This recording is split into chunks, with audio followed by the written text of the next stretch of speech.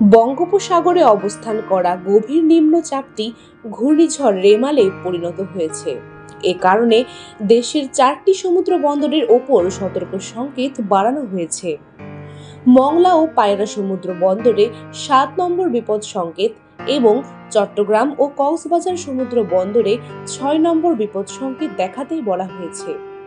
শনিবার 25শে মে রাতে ঘূর্ণিঝড় রেমালের সর্বশেষ পরিস্থিতি নিয়ে বৈঠক শেষে ব্রিফ করেন দুর্যোগ ব্যবস্থাপনা ও ত্রাণ প্রতিমন্ত্রী মহিবুর রহমান।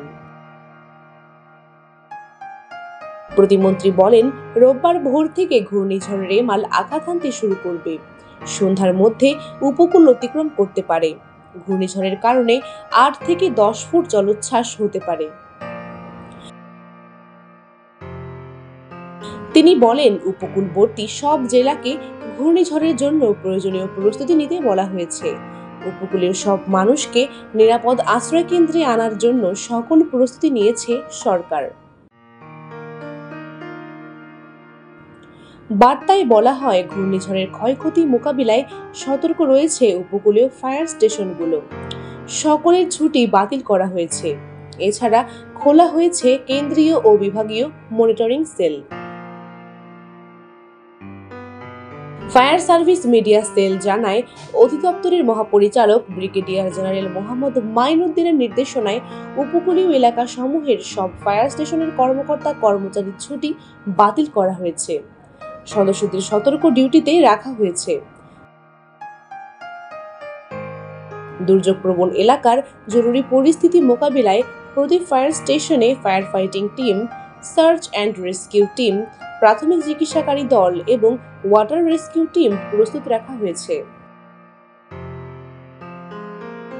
এছাড়া প্রয়োজনীয় সংখ্যক অগ্নি নির্বাপন ও উদ্ধার সরঞ্জাম সহ অ্যাম্বুলেন্স, চেইন স, হ্যান্ড স, রোটারি রেস্কিউ স, স্প্রেডার, মেগাফোন, র্যামজ্যাক বা air lifting bag, first aid box সহ যাবতীয় সরঞ্জাম প্রস্তুত রাখা হয়েছে।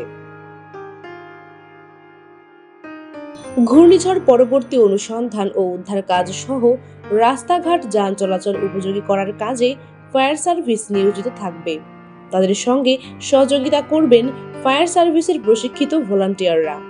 এসব এলাকায় জীবন ও মালামাল সুরক্ষায় দিবারাত্রি 24 ঘন্টা কাজ করবে ফায়ার সার্ভিস।